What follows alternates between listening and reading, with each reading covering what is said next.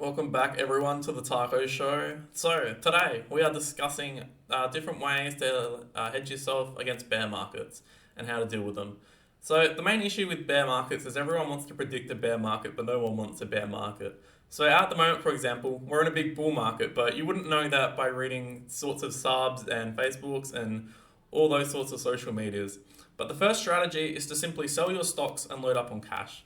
Now, this has a few options. You can load up to 100% cash or you can just do 20% cash. So if we use this dice with 1 being a major crash and then 2 being a little crash and 3 just being an average bear market, then you can work out roughly how much cash you need to load up on. So the issue here though is you need to come up with some sort of thesis or reasoning into why you think there's a bear market and then how much cash you think loading up is appropriate. So if you think there's a big crash, then obviously you need more cash. But this does allow you to dollar cost average if you are correct and the stocks do drop. But now we have to look at the other side. You don't want to be like this businessman sprinting away or chasing back into the market if stocks do keep going up because you realize you were wrong. You just simply need to re-evaluate your thesis and work out if you were wrong or if you were correct. We've had this most recently with inflation fears. We had it with interest rates. So there's a lot going on at the moment what people thinking is a bear market. Whether this happens or not is another thing. So don't get tempted to rush back into the markets if your thinking hasn't changed. Missing out on 5-10% isn't always a big deal. So now we're going to get on to the next theory, which is leveraged ETFs. So for us plebs on the ASX, this includes things like BBOS or BBUS, and there's a few other ones you can use if you like, but they're just the main two that I use. So how do these work? Well, with leverage, it essentially, especially in these inverse ETFs, when the market goes down, they go up, and it's usually by 2 to 3 times. So why is this good? Well, simply, you can use this as 10 to 15% of your portfolio, and it's a hedge. Because if the majority of your stocks go down, the hope is this goes up, and it makes up for it. Why 10-15%? Because ultimately you're still bullish, but this is enough to sort of give you a bearish position in which you won't get smashed if stocks do go down. So the issue with BBOS and BBUS is that they inherently go down because markets inherently go up, and you also have the decay factor.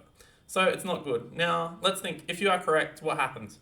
You're not going to be a millionaire, you're not going to be rich, you're still going to be a bit sad because you're still bullish. However, your losses will have been minimalized because BBOS and BBUS are simply doing well.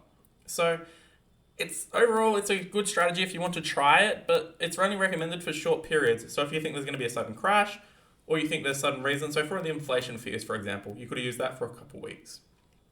So now let's look at the last one. This is the most complex by far, but probably my favorite, and it's to buy puts in the companies or the index in which you're using. So you can buy XJO puts or ASX 200 puts, or you can buy company puts like Afterpay, for example, which is what I commonly use. So to start with, we're going to look at what if you put your gains into puts and then you use that. So I'm going to do it through a simple equation. So let's just say you put some money in from your gains, or you take out extra money and you put that money in. And for this first scenario, we're going to look at what happens if the stocks go up. Well, obviously, then you need to put more money in because you're buying puts. So you're betting against the market. So that's where your bearish position comes in. So now if the market goes up, obviously your puts don't do well, but your stock does do well, which begs the question, so how much should I be putting in puts? And once again, like leveraged ETFs, I think it's about 10-15%. That's what I find is comfortable with. Now, obviously, you can just sell and just go like 50% of your cash into puts. The problem is if they expire worthless, you lose all that money. So as this piggy bank will demonstrate, if you're correct, you make a little bit of money. If you're wrong, you make a little bit of money. The issue here is it's like BBOS and BBUS, but there's a bit more risk reward, in my opinion. So now we're going to look at the other case. What happens if the stocks drop? Well, let's say you take out some money once again, you put it into this funnel, and you take out some extra cash, or you minimize your losses and you sell them, and then you go put them into the puts. Well, then you're loaded up more into a bearish position, aren't you? Because you have more put exposure, you have less invested. So what happens if you're correct? So as this chart's going to show, let's just say there's a major crash. Well, then you're celebrating, right? Because puts essentially give you this extra leverage that you wouldn't be able to buy normally just shorting the stock. Which means eventually you're going to have an insane amount of gains. This is what would have happened to Afterpay. So let's say you bought puts just before the corona crash and they went all the way down to $8. You would have made a fortune. So you can celebrate because the puts would offset the minimum amount of stock you hold.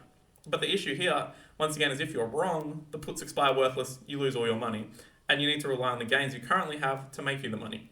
So now we're going to cover what I normally do. So this is the first strategy which I do, and it's simply just loading up on cash. Why do I load up on cash? Well, because one, it's easy, And 2, you can vary it depending on what you think the issue is. So with inflation, that's not something I'm worried about, so I haven't loaded up on cash for that. But I am loaded up on cash because I think August results will be bad. Can I do anything about August results until August? No. So is there really any point in me panicking whether the markets go up or down in the meantime? No. If the markets go down, does it prove my theory at the moment? No, because we don't know August results, so it's most likely to do with something else.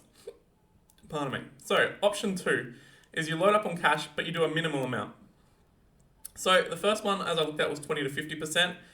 So that's still quite a lot. But this one, now, let's say you load up on cash and stocks go down. Well, then you're still happy, right? Because one, they've gone down, and you can then use your cash to buy in, and once again, dollar cost average.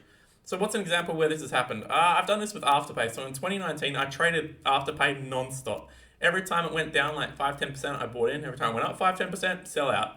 Rinse, repeat. It was my most traded stock. Now, I would have just made more money buying and selling and holding, but that's another story. So strategy number 2 is the Backwoods. And once again, for anyone in the Discord, we do have, I did upload one, a put solver, but I've since deleted it, but let me know if you want it to come back in. So this is just an example of it, which is the put solver. You simply just put in the yellow data, spits out a graph for you of profit and loss, and you can use this for companies. I use Afterpay. Some people, for example, use Woodside Petroleum if they want to be using oil. This is useful also though in bull markets, which people need to remember. Just because a company is running hard does not mean it's still undervalued. So that's all for me. I hope this made some sense, and have a nice day.